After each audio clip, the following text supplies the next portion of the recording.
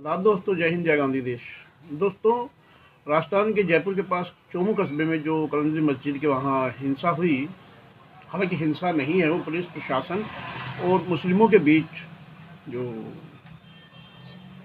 थोड़ा संघर्ष था वो हुई। लेकिन वहाँ मुसलमानों को बदनाम किया जा रहा है, हालांकि इसमें मुसलमानों का कोई रोल नहीं था, ये जबरदस्ती थोपा गया मुद्दा था।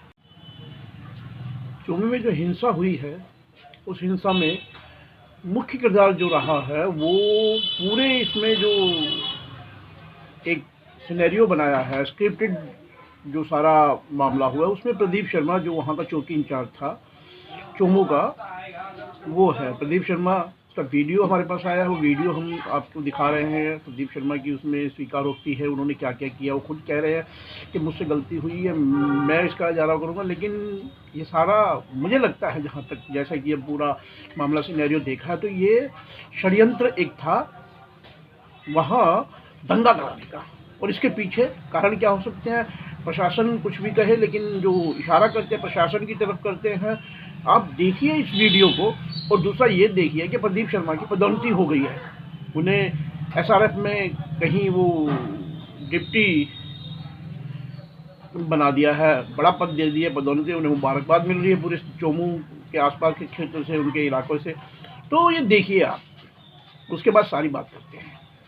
सीधे पत्थर लगे हुए थे, इसलिए लगे हुए थे कि रोड है, अचानक कोई गाड़ी आ जाए, घुस जाए। और आपका सुझाव भी बहुत अच्छा था कि आपने गाटरें मंगवा करके, हमने मंगवाई, हमारे पैसे से, आपके कहने से गाटर लगवाई। बस मैडम 5 मिनट। और नंबर 2, कुछ भी चीज, किसी का कोई भी खर्चा हो मेरे व्यक्ति का, तो मैं अपनी सैलरी सर ऐसी बात नहीं है, मगर अब एक बात बताओ, ये जगह सही हो गई। देखो नहीं, भाई यही नहीं है ना, हमारी भी हुई है, कभी भी जारी, हमारी भी हुई है। 1% ही नहीं, नहीं आप 1% ही नहीं, आपने बड़ा दिल रखा, हर चीज को मांगा, ये था। मैं उसमें नहीं पढ़ना चाहता, आपकी तरफ से कोई कमी नहीं रही। एक गलती जरूर हुई है, कमी कोई नहीं, गलती जरूर हुई कि वो तय ये था कि एकदम चिपका के करना। तो अब चिपका लेते हैं, नहीं, उससे संकट क्या हुआ, वो सारा दिख, अब चिपका लेते हैं। और बोलो, रात है, सुबह तक कर लेते हैं। देखो एक जगह अटल रहो। आपकी देखो, आपने जो बीड़ा उठाया ना, ईश्वर इसका अजर देगा आपको, समझ रहे हो।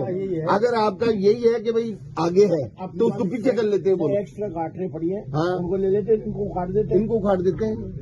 अब कहीं तो रुको। देखो ऐसा है, मैं तो रुका हुआ ही हूँ, मैं तो आपके बीच हूँ। मैंने तो कब मना किया, मैं नहीं रुका हूँ। अब प्रशासन यही कह रहा कि भाई कुछ ही नहीं होना चाहिए। जिसकी कीड़ा काटा है, क्या करूँ, उसको ये चीज पसंद नहीं आ रही, लोग बैठ के शांति से कैसे बैठ, ये जब ज्यादा हो, कम नहीं करना चाहिए, कोई बात। वो समझ गया, मैं चाहता यार, मैं इतना समझता हूँ, ऐसी बात नहीं है। आप 1 मिनट के लिए बता दो, कटवा दो यार, तो बात हो रही है यार। देखो बात तो समझो, बात तो इनके पास ऊपर से, अजी भाई साहब, इनके पास से ऊपर से आदेश दिया है कि ये सब उखाड़ दो और यथास्थिति कर दो। वो मैं मेरे लेवल पे कह रहा हूँ, अभी वहाँ से नहीं है। मैं ये कह रहा हूँ कि मैंने, क्योंकि ऐसा काम मैंने कराया, मेरी गलती है, तो आप वापस रख दो। मैं उसके लिए जो भुगतान होगा मैं करूँगा। भुगतान वो नहीं, बात नहीं, मेरे को पता है, मेरे अधिकारी आप भी इतने हैस हुए और आप भी परेशान हो रहे हो, तो हम ये चाहते हैं कि काम ऐसा हो कि ये चोमू याद करे। पास चोमू कस्बे में जो कलंदरी मस्जिद के वहाँ हिंसा हुई, हालांकि हिंसा नहीं है, वो पुलिस प्रशासन और मुस्लिमों के बीच जो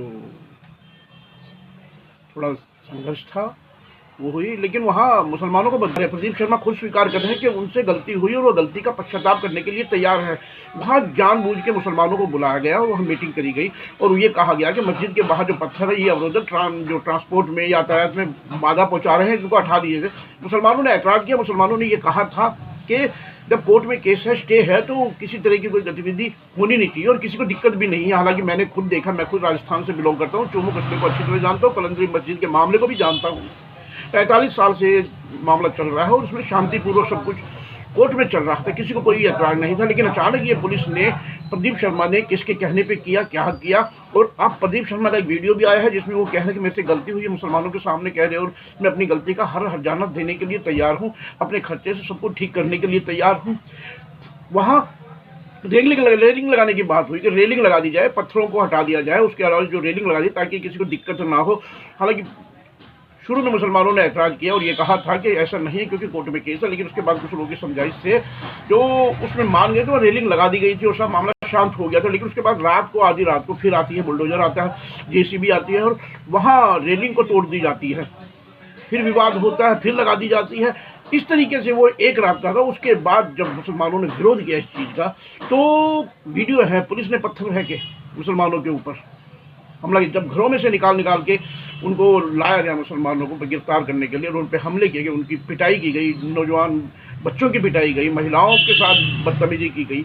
ये सब वीडियो मैंने कल भी दिखाए थे और मैं बार बार कह रहा हूँ कि वहाँ जो थोपा गया मामला था, और ये किसके कहने पे थोपा गया था, बिल्कुल थोपा गया मामला था, और किसके कहने पे, किसके इशारे पे ये सब हुआ था, वहाँ भाजपा की सरकार है। और इसमें ये थोड़ा ये भी है कि जब वहाँ स्थानीय सांसद जो सीकर से हैं, कामरेड अबराराम, कम्युनिस्ट पार्टी के, वो जब आए तो उनको लोगों ने ये कहा कि आरएसएस के पहचाने हुए कार्यकर्ता पुलिस के साथ थे, मुसलमानों के घरों में घुसे, मुसलमानों के घरों के दरवाजे तोड़े, बाथरूम के दरवाजे तोड़े, किसी के बेडरूम के दरवाजे तोड़े। आधी रात को लोग जब सो रहे थे सब, उस वक्त ये सारी कार्रवाई हुई। और मीडिया बार बार ये दिखा रहा है कि मुसलमानों ने हमला किया। मुसलमान आपकी मस्जिद पे जाएंगे, आपकी मस्जिद पे हमला करेंगे, आपके धर्मस्थान पे हमला करेंगे। पुलिस प्रशासन, यहाँ हिंदू मुसलमान का कोई झगड़ा नहीं है, लेकिन करने की कोशिश की गई। हालांकि समझदार हिंदू और मुसलमान दोनों पक्ष हैं जिन्होंने इस मामले में ऐसा कोई रुख देने से अपने आप को बचाया। लेकिन प्रशासन जो चाहता था, प्रशासन जो काम कर रहा था, वो किसके इशारे पे कर रहा था, एक सोचने की बात है। तो दोस्तों, यही हो रहा है हिंदुस्तान में। मैंने कल भी कहा था। और एफआईआर की कापियां यहाँ देखिए, जो गिरफ्तार किए गए उनमें 34 के करीब नामजद लोग हैं। उनको जो जिनको घरों से उठाने, 8 तो बेचारे मजदूर थे जो प्रवासी है और वो दुकानों पे काम करते हैं, वहाँ होटलों पे काम करते हैं, बस स्टैंड की। उनका कोई कसूर भी नहीं था, उनको वहाँ से पकड़, होटलों में से उठा के पकड़ के ले गए।